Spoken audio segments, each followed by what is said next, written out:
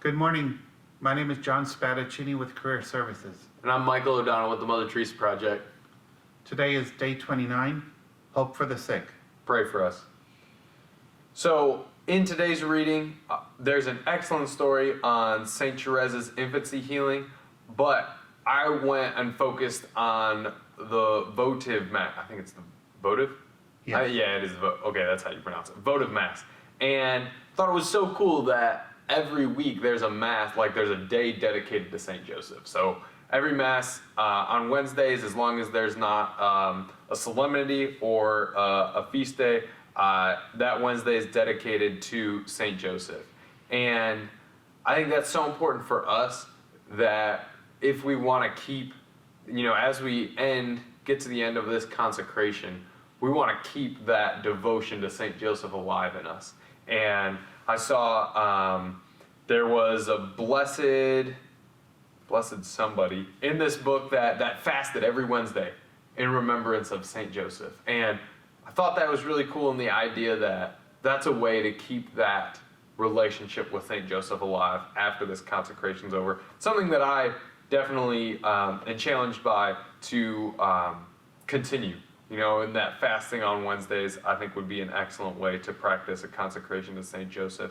But also the idea of that Wednesdays, it's midweek, and the importance of work on a Wednesday. I think Wednesday, they call it hump day, is you got two options on a Wednesday. You can kind of coast through the rest of the week, and you can put your foot off the gas because you worked hard on Monday and Tuesday, and then you get like midday on Wednesday, and you're like, okay, we're just going to kind of slide into the weekend. But I think if we really reflect on St. Joseph and how he made the most of the opportunities that he had, and he knew that God gave him these opportunities and talents, and he was going to work hard with them to give the glory back to God, that's not how we would act on a Wednesday. So that's how I get motivated. When I go to Mass now on a Wednesday, I'm going to be thinking of St. Joseph, and not only keep up that consecration, but keep my foot on the gas pedal and understand, just like St. Joseph did, I'm working for the glory of God.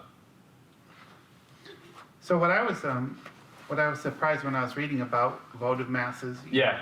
Every day, there's a remembrance for a certain topic, and Wednesday is for St. Joseph. But they said a lot of priests today haven't been taught votive masses.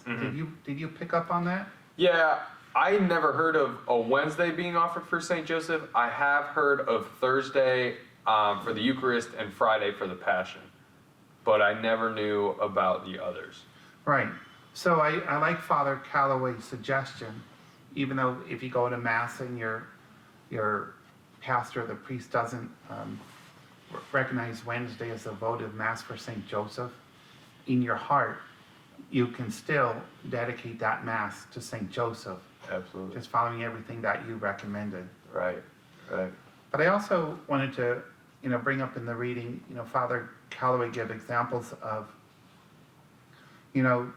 two saints that were healed, St. Therese of Avila, and then St. Therese of Lisieux. And you had mentioned that St. Therese of Lisieux was healed as an infant. And that's because her parents, Saints Louis and Zella Martin, they had a strong devotion to St. Joseph, and they asked St. Joseph to intercede to God for healing for their baby, and God interceded. So, what I take away from that is, if you're sick, or if you know someone who is sick, you can ask St. Joseph to be an intercessor to God and ask for healing. But it's only up to God whether or not physical healing will be given. But it doesn't hurt to ask. Absolutely. Oh, that's wonderful. So, St. Joseph, hope of the sick, pray for us. See you tomorrow.